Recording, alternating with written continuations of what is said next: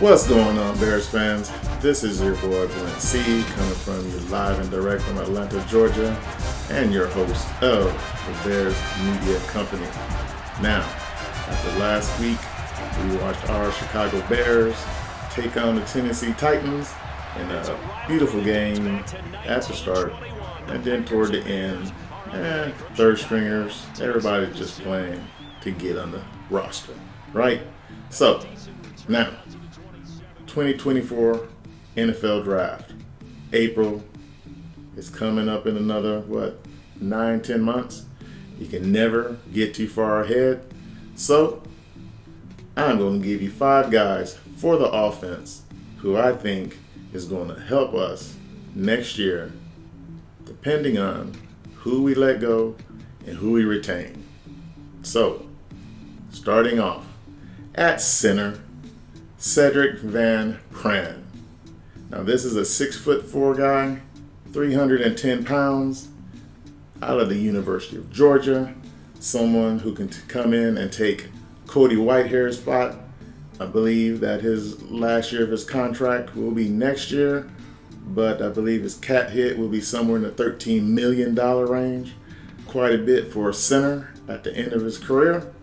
So I think it'll be time for us to look elsewhere. Now, he is a 2-year starter. That is good. Georgia is a running team. And what do we like to do? We like to run the football. So, college running, college passing. Now, I believe he had Stetson Bennett back there at quarterback. So, pass protection was a need. And I think he looked good doing it. So, at center, I think 2-year starter for a 2-time national championship college football team, Cedric Van Pran is our center of the future. Moving on. Now, I know we have Tev Jenkins and I know we have Nate Davis, but the interior of the line still worries me. So it's always good, like I say, to think ahead, look ahead. And so with that, I'm talking about Donovan Jackson out of Ohio State. Now, this Buckeye is 6'4", 320 pounds, a 2-year starter himself. Now, Tevin Jenkins, he may be resigned, but he also could be let go because of injury concerns that he's had since he's been here, right? So, one of the things that I am thinking that we probably should be looking at is guys who have not been injured. And Donovan Jackson, a guy been on the Ohio State's roster for 3 years now. So 2-year starter, someone who could come in and take Tevin's spot, and we won't miss much. I know we have Alex Leatherwood as a backup, someone that I don't really trust at this point. But you gotta just get things going where we stay young, where the contracts are low, and someone that could come in and start, if not his first year, but definitely his second year. Now, all things are possible, but you can never be sure.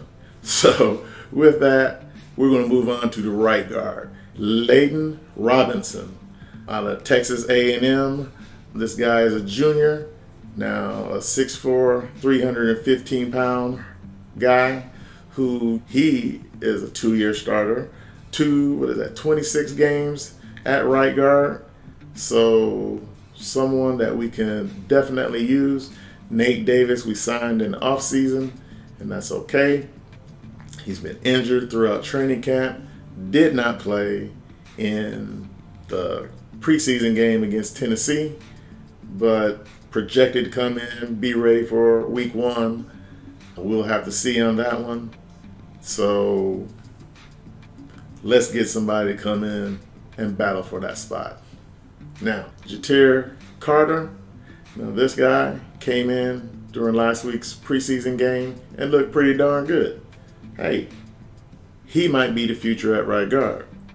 2nd-year player, drafted by Ryan Poles 2021, and that's 2022, I should say. So not a guy that's been in the league for a long time. I've seen some time playing center, a little bit of left guard, but I think he's found a spot at right guard. So a young guy, but you can always upgrade, right? So with that, Leighton Robinson, Texas A&M, 6'4", 315, someone who I think could come in and really help us out. All right, now moving on to a skill player.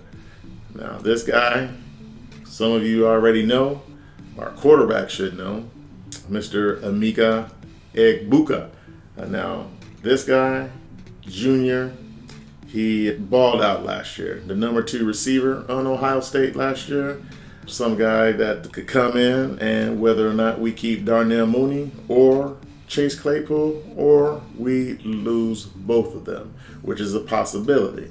Those 2 guys are going to have to play real hard, so and have to show something that going forward that they're worth contract extensions, right?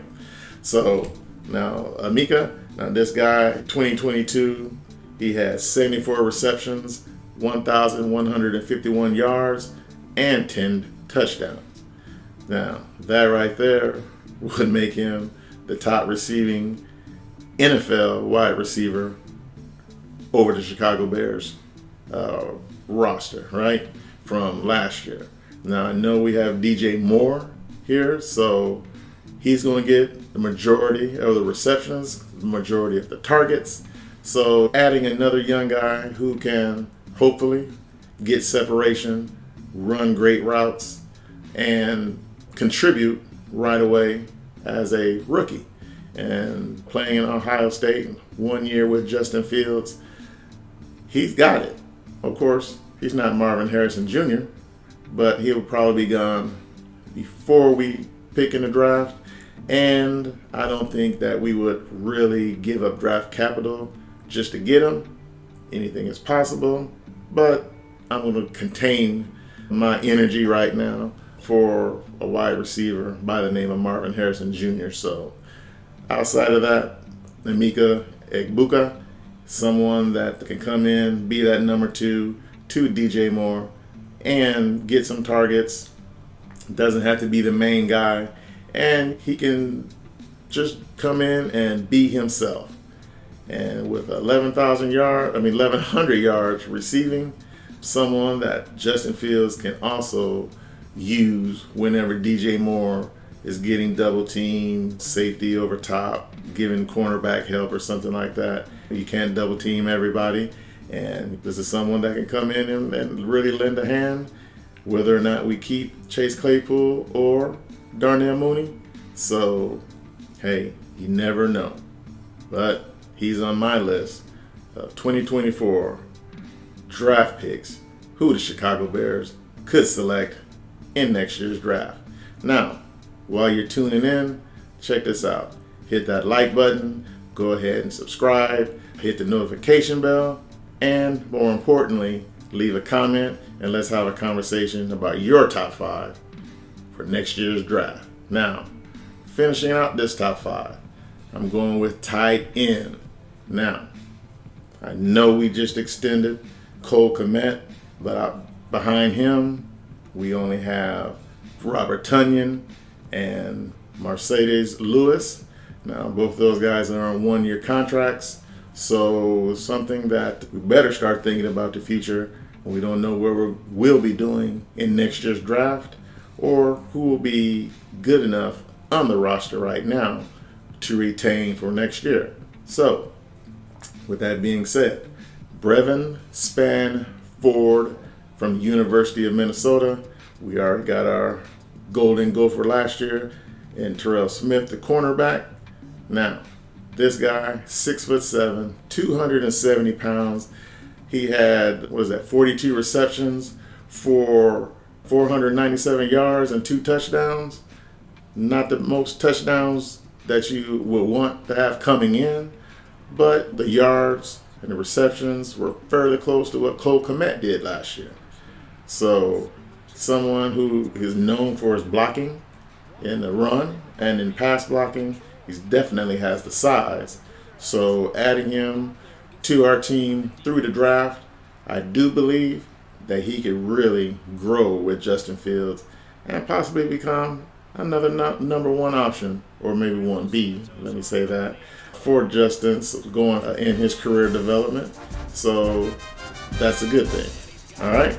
Now, with that being said, I want to say thank you for tuning in. I'm going to see you on the next one. And as always, bear down, Chicago. Peace.